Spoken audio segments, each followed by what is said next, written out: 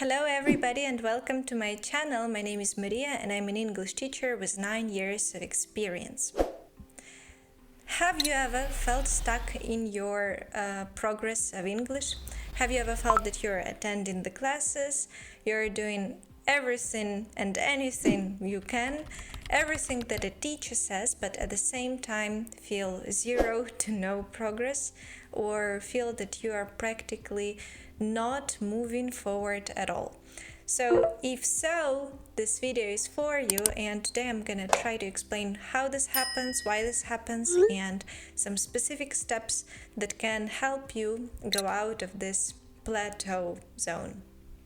A quick side note for you, I do have the Ukrainian videos in Ukrainian, and if your English is not good enough still, or you don't feel fluent to watch full videos in English, please check out my other Ukrainian videos.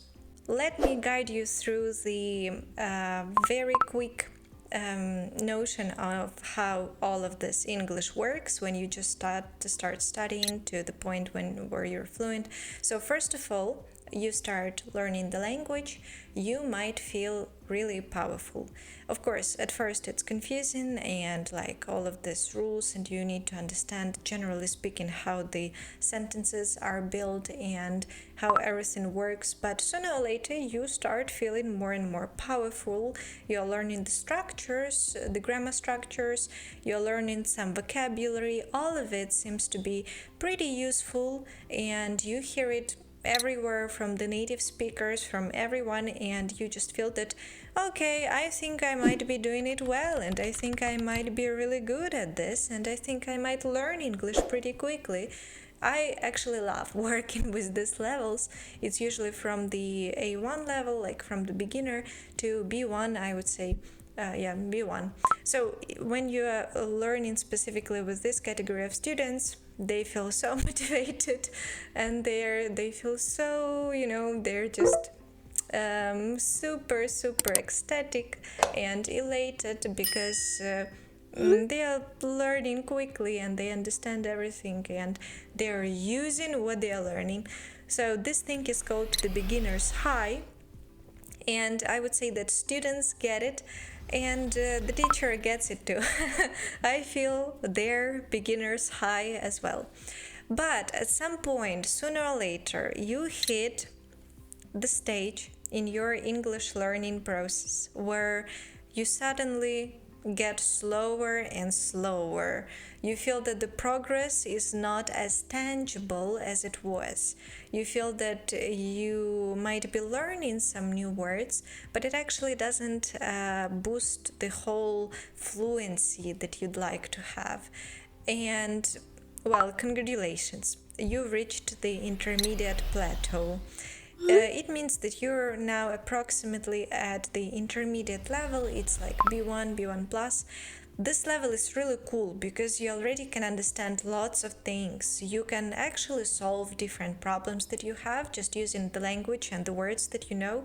You actually don't need the vocabulary more, you don't need a bigger selection of grammar structures.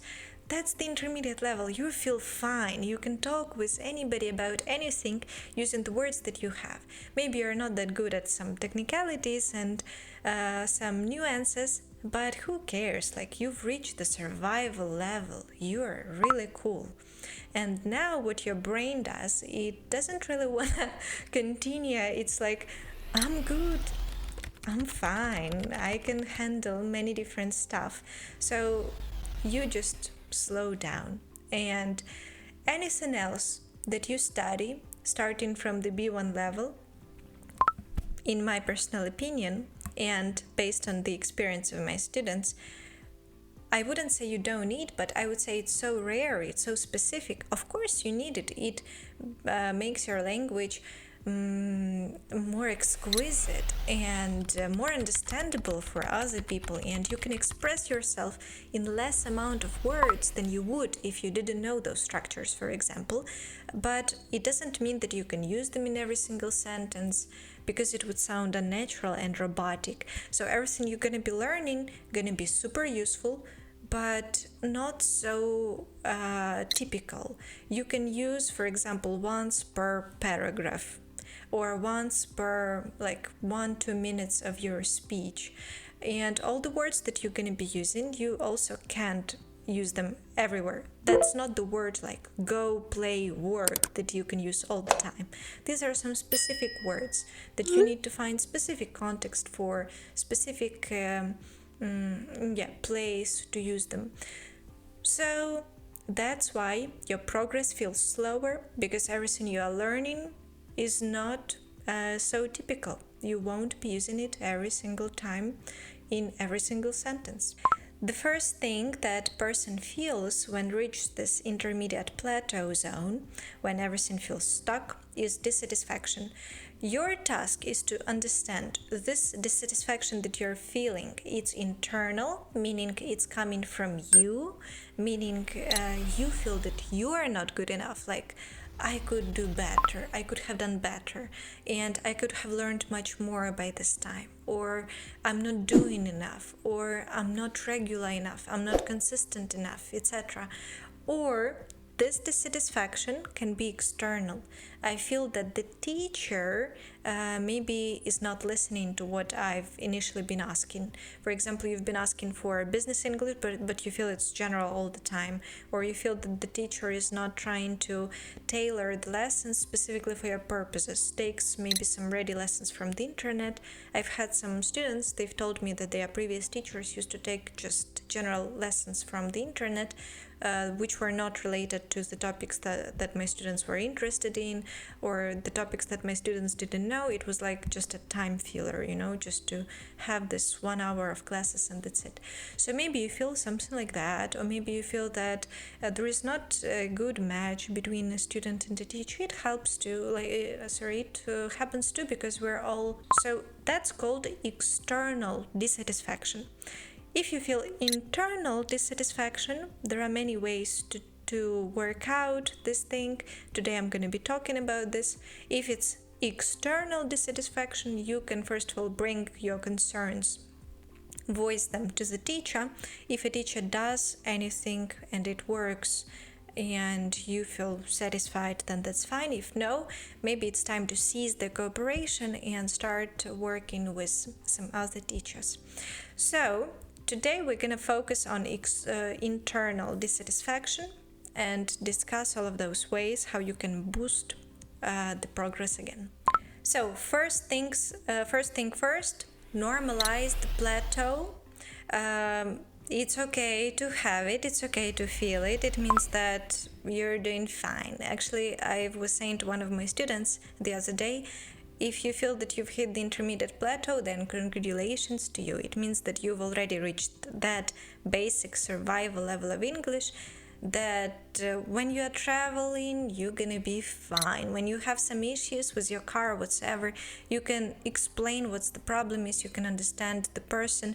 Maybe not 100% accurate explanation, maybe not 100% accurate understanding of what the other person says, but generally speaking, you can deal with everything in this world having that level of English that you currently have. It's already good. It already means that you've reached some level of English.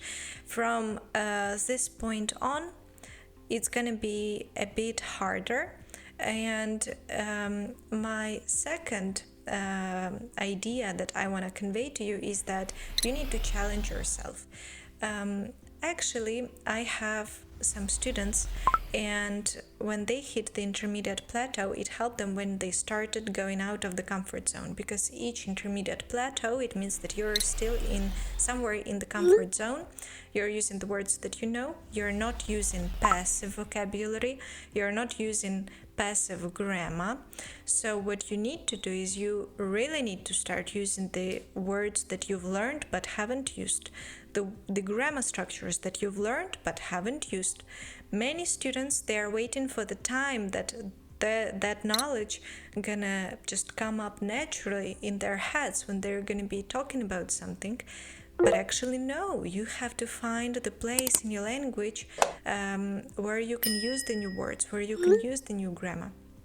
I always tell to my students that you can take stickers, write down just 1, 2, 3 words each day that you have to force yourself to use in your speech. Or if you're visiting some places where there are other different people, or you're having some native speakers like who are friends of yours that you can chat in English, then also decide for yourself, okay, today I'm gonna be trying to use this grammar structure no matter what. You have to make that passive knowledge active, because it won't happen on its own. It's not the easy levels anymore, where like if you want to say a cup, you need to say the word cup.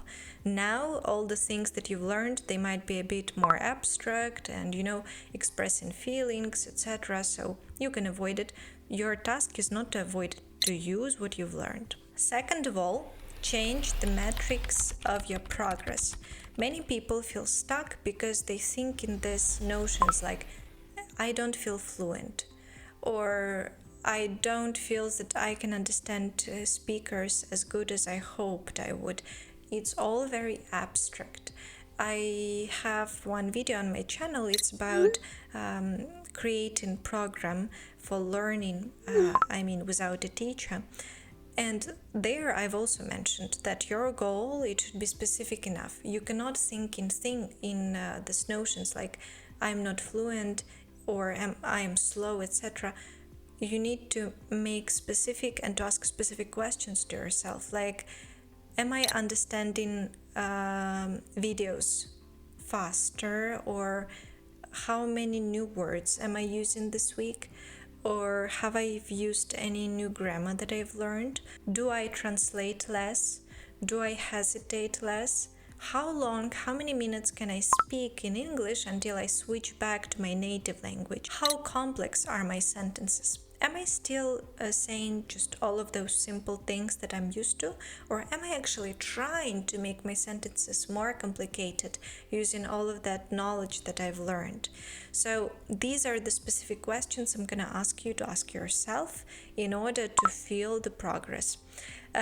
Also, some of my students, they have this thing which is called the progress journal or the progress tracker. That's when they want to just visually see how their language is changing, which is really helpful after intermediate plateau, because all the things get abstract from this point. So they just track the little things, the things that they've watched. For example, I've watched one episode of this and this, and not only what you've done, but how you felt. I felt that I've understood 80%. Next, you watch the next episode, and then you can see with this percents of your personal perception how much you've understood each time. Each time a bit more, each time a bit more, etc. So not only what you've done, but how you felt, your personal observation. Of course, if you've been studying English for a few years now, for example, or a few months, check out the voice messages that you've made in the beginning of your study versus now, and hear to how quickly you were speaking back then, what language you were using, what you think about those voice messages right now. Or for example, if you've written some assignments or some essays without using ChatGPT, etc., check it out, see how it was back then, how it is now. Have your sentences become more complex? Do you feel that all the ideas are linked together in a more logical way? Maybe right now when you read your initial essay, you see that, okay, here it looks awkward, or I could have changed this word with that word, or okay, now I don't say this because I know it's a mistake, etc. So you definitely need something tangible, something real. That's why I urge my students to do some writing, sometimes without GPT, and to do some voice messages also, because it's important to track your progress and to feel if you've changed as an English learner or not, how far you've come, And the second big advice is discomfort. You need discomfort. Intermediate plateau is about comfort, is about using all the language that you know, all the simple words that you know, building sentences the way you're used to, nothing new. So this discomfort, it can be what I've already mentioned, activizing your passive knowledge, Or it could be something more specific, like taking up some classes with native speakers, like having more real engagement, just to see that, okay, I can do this, right? I know what I'm talking about. It's cool. This native speaker is using some language that I've known, that I've learned, so something like this. Or visiting speaking clubs where everything is completely uncontrolled. People can give you some feedback, or they can ask you some questions. If you have some friends who know English too, I urge you to communicate with them too. So you need something outside your classroom. You need something outside your classroom, which is not only series, episodes, movies, and books.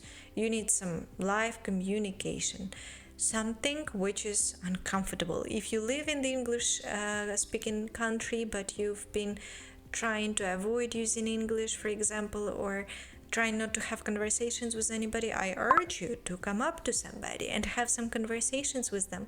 Start easy, start with some small talk. So it's really, really important. Join to some communities where people speak English. You need to be challenged if you want to feel that you've outside this intermediate plateau, that you're moving on. You need to break it somehow. You can break it by discomfort. Create for yourself some discomfort. And final thing is to talk to the teacher. If you are learning with somebody, if you have a mentor, a tutor, a teacher, then vocalize your concerns to them, and maybe together you can come up with some solution. Once again, looking back at your progress, trying to see if you've changed or not, trying maybe to make some arrangements about the next classes, things that you think you might want to discuss or learn, or some change of directions that you might want to have. Actually, I want to tell you that I have also been cooperating with one student, and at some point I started feeling that we've hit together this intermediate plateau, because I was feeling that everything is super easy for him, and I was trying to make it harder, but still it felt like he can deal with many different stuff, and I just with much different stuff, and I just told him like, hey, is there anything you'd like to learn more in English that we are not learning? And he told me, yeah, initially my request was general English, but now I think that I want to switch to a bit more technical English. And what we did, we started learning some more technical terms, notions, software, etc., hardware, because he needs it for his job. And I felt that he was challenged again, and he was challenged, and I was challenged a little too, because I'm not into technical stuff, but yeah, whatever you do for the student. So, and actually it brought a lot of satisfaction, and I felt that he feels challenged and he feels motivated, and we've unlocked one more direction of English that he didn't even have the request for initially, but after covering the general English back and forth, he felt that he wants to move on. He wants to be more specific, more complicated, more challenging, and actually it helped. So I also urge you to find some challenging way or some new direction of English that you want to learn. So thank you for watching this video. I hope that you gonna keep yourself hydrated, yes, of course, hydrated, but also challenged, that you gonna try to boost this passive knowledge that you have into active, using all of those words that you've learned, all of this grammar that you've learned but never used. Also, I hope that you're gonna be normalizing your plateau, understanding that if you've reached to this point, then, well, it's a cool job already. You're already feeling that you can use the simple language and do anything you want with this language. And also, I hope that you're gonna keep your progress measurable, that you're gonna ask specific questions, that you're gonna make the language journal where you're gonna track specifically how you felt, how many percent you've understood, that you can, look back 3 months before, 4 months before, and see what emotions, what feelings you had then versus now. So, hopefully everybody gonna be successful at their English journeys, and I wish everyone to have a great day or whatever time of the day it is that you are watching this video, and see you in my next videos. Please leave your comments and feedback down below. Bye!